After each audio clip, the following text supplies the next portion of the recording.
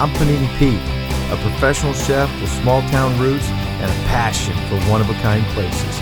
I'm day tripping down the back roads and main streets of America to prove that small towns are extraordinary destinations, each one rich in history and full of happiness, where people care about people and treat you like one of their own. They celebrate life, tradition, and one-of-a-kind food culture. So join me as we gather all the local ingredients to serve up a big helping of small-town flavor.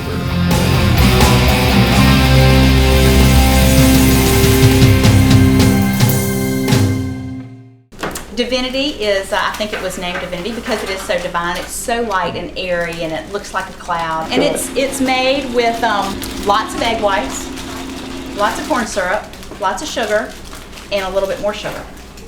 Right now, we're boiling all that sugar down, getting it really good and concentrated. We're going to beat some egg whites over here, put it all together. So we'll have a great big pot out of it. One batch makes about 250 of our size Divinity. We usually make Divinity once a week.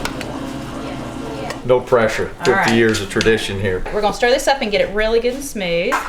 Right? Take some on your spoon. Just put it right here. Use your finger and just do it off like you're going to do like a little drop biscuit. Now you have to find the prettiest pecan you can with your other hand. So it's like when you're frying, you got a wet hand, dry hand. It is. All right, there you go. Pop it right on there, and so it'll stick. Perfect. Is that good? You're a pro. Unbelievable. Did you see that? The first one. That was awesome. Tried to muscle in on the bowl here. I almost got swatted with the Divinity. Pete, I think you did a pretty good job. You might need to taste it. You know, we're all about quality control here. Do I have to try one of the ones I made? Yeah, you do. Yes, you do. That's the best one. And I can't complain if I get a stomach ache. No, you can't. You can't. I got a good feeling this is going to be the best batch ever. You know, look it at is. that. I think it might be the best piece of Divinity ever. Here it goes down the hatch. I think it might be. That's small town flavor there, baby. When Grandma was alive, she loved this. Loved it, loved it. She loved doing new stuff every day, trying new things, meeting the greatest people. And now I can see exactly what she loved about it. The fact that we are in a small town and that we could pull this off in a little town and have so much support around us, I don't know that we could have done that somewhere else. I couldn't have done that somewhere else. Now this is small town tradition, family. It doesn't get any better than this, guys. I mean, it does not. What a great day this has been. This is fantastic.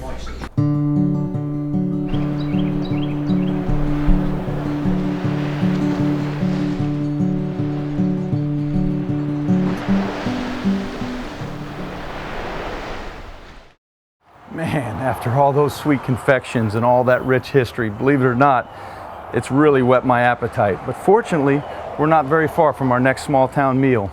Right in the very backyard of this historic home in the old wash house is an amazing restaurant by the same name, featuring Southern coastal cuisine that's going to knock your socks off. So let's go have dinner at the wash house.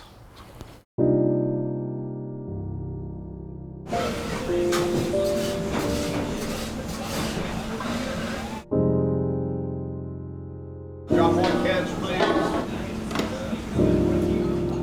Hey, Pete. Oh, Robert, what's happening? Hey, you keep your seat. Keep your seat. Sit down. I will. We got Robert Yarborough, the owner of the Wash House. Tell me a little bit about this Southern coastal cuisine that you guys are featuring here. We are Southern.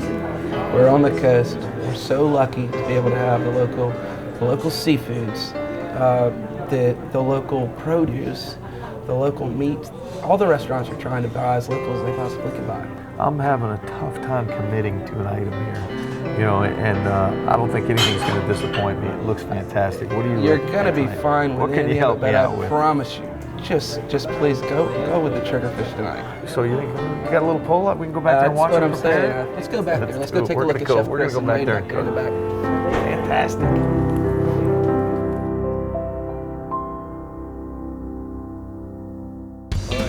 Guys in the back with Chris, executive chef of the Wash House. Great to meet you, man. Thanks for being here. Well, tell me a little bit about this amazing trigger dish I'm getting ready to have tonight. Well, what we're going to do here is first we're going to dust the triggerfish with a little bit of cornmeal, and then we're going to sear it on the grill. Oh man, well, let's go through that. Does that come out of the Gulf? Is that a regional fish here? It is a regional fish. All our fish on the menu we try and get from the Gulf. And then next we're going to start our sauce with a little bit of butter. Melt the butter a little bit, add a little bit of brown sugar. Get a little bit of sweetness to associate with that. We'll go in with the next one, our tongs. Roast those first. Beautiful. Tongs first. A little bit of salt. molasses. Then just to balance out the sweetness, we're going to finish up balsamic vinegar. And a little bit of butter. We'll kind of flip our fish here. Okay, get a nice brown color on that.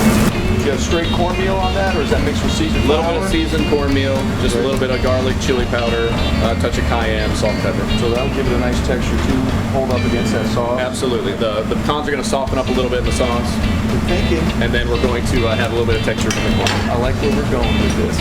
And to garnish off the plate, we're going to have one fried soft shell crab. We're going to do the same cornmeal dredge that we used for the triggerfish. Where's that soft shell coming from? Soft shell's coming straight out of the Gulf, right out our back door here. Fantastic. All right, well, let's cook that up. One flip. Nice one.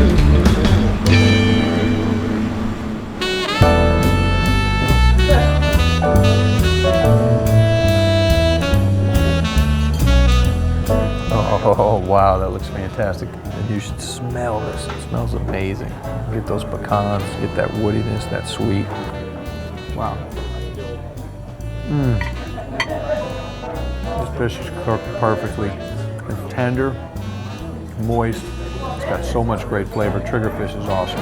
The pecans come in, it's sweet, it's crunchy, very rich. That molasses, that hint of that, the balsamic vinegar, gives you a little bit of acid. I gotta try some of this soft shell crab though. I mean, these things are growing right here in the bay. Blue crab. Perfect crust. Got a little bit of salt, brine. That light cornmeal dusting he did on there was just perfect. It gave a nice little pop, and then you're right into that luscious crab meat. This is the epitome and perfection of buying things close to the source, having them right there, coming right from the farm, coming right from the Gulf, coming right from the bay, and landing on your plate when they are at their peak of freshness, from the pecans to the candy, to the smoking of the barbecue, to catching of the seafood. That little extra bit that you find in these small towns, you can't duplicate anywhere. It's just, these people, you can tell, I can taste it on this plate, I see it in their face, I see it in what they do, and it's just amazing. What an amazing day it's been. Next, we round out our day in Fairhope by heading back into town to a monthly street party that celebrates the local art scene. We'll see how the special photography exhibit inspired the artistic expression of local kids, and we'll find out why this community art gallery embodies the true artistic spirit of Fairhope.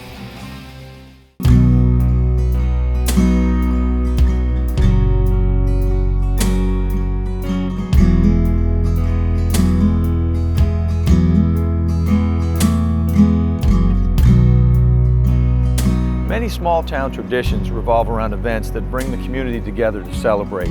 Tonight in Fairhope is First Friday, where they celebrate the local art scene. The galleries are open, the restaurants are open, there's music on the streets, and everybody comes out together to have a great time. I can't wait to go check it out. Come on with me, let's go experience it.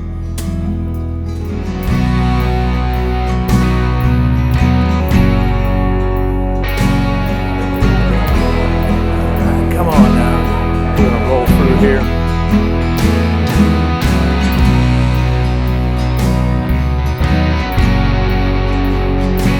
The hunger exhibit was done by Michael Nye, and he went around and captured photographs of people that were across the country, people that had suffered from a form of hunger some point in their life. And the whole show here has been really compelling, especially students. Tell me about this This lovely work. is the work of Fairhope Rotary Youth Club. We have a group of young artists that come here and study with us, and I asked them to pick one of the pieces that the faces just haunted them and sketch it out.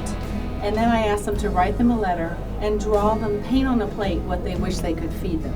Well, Nancy, I've noticed Fairhope, even being a small town, has such an amazing affinity to the arts here. How important do you think that is to this community? It's huge. It's huge. We have, I think it was kind of what Fairhope was founded on. I think also small towns can pick that up. It brings us together. I think whoever's attracted to come and live here, I think it's because they feel the energy, there's a spirit here. Clearly there is. I mean, it's really nice. And tonight being here for First Friday and Art Walk and experiencing it on so many levels, this is really amazing. And what an asset to this community.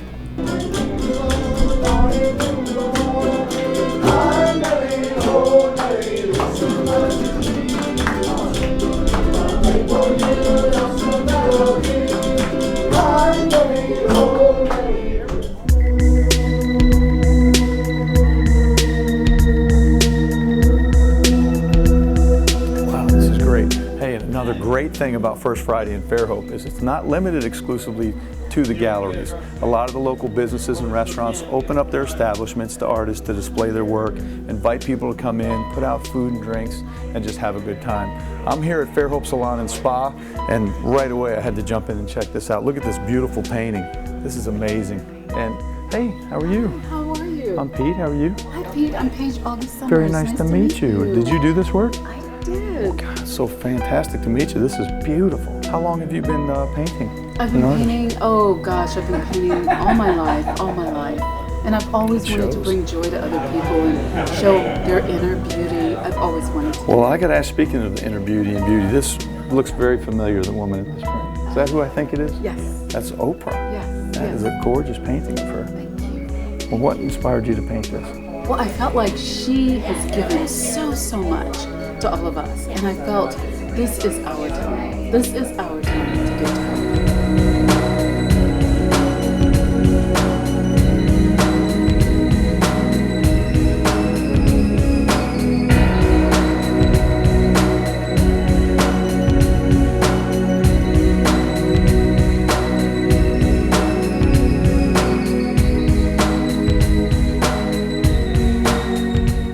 I'm here in the amazing Fairhope Artist Gallery, where I'm surrounded by hundreds of paintings, sculptures from a lot of the local artists here in town. It's just amazing the diversity in here and how well this town supports its art. So let's find out more about this. How you doing, Gigi? Hey, how are you? Good to see you. Tell me a little bit about this amazing gallery here. We're on a ground level for people with art. We're real accessible. Great venue for the local artists to come out and have their stuff displayed. It's beautiful. It's a beautiful space. We're painting here every day. We're giving them that experience of actually seeing it being done. There was a fellow watching me paint, and he said, I've never seen anyone painting a painting before. And I thought that was an amazing thing for him to say, and then it made me think. I'm sure a lot of people feel that when they go by, but to come in and say, wow, can I watch you do this? It's an opportunity for people to come in and buy amazing art that's very unique and original, and it's affordable.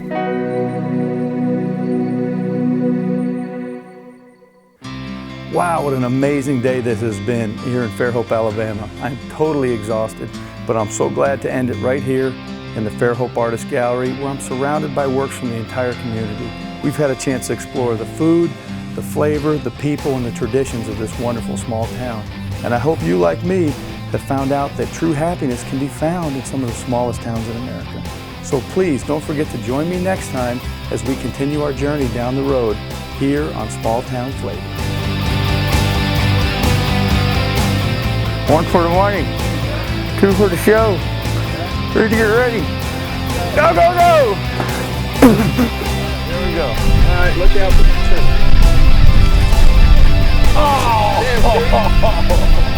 Well, you know, after several years of traveling around the country. I'm so uncomfortably close to him right now. Yeah, everybody come around, come on in, get a good laugh. You know, the guy with the garbage bag is ruined fishing for the day.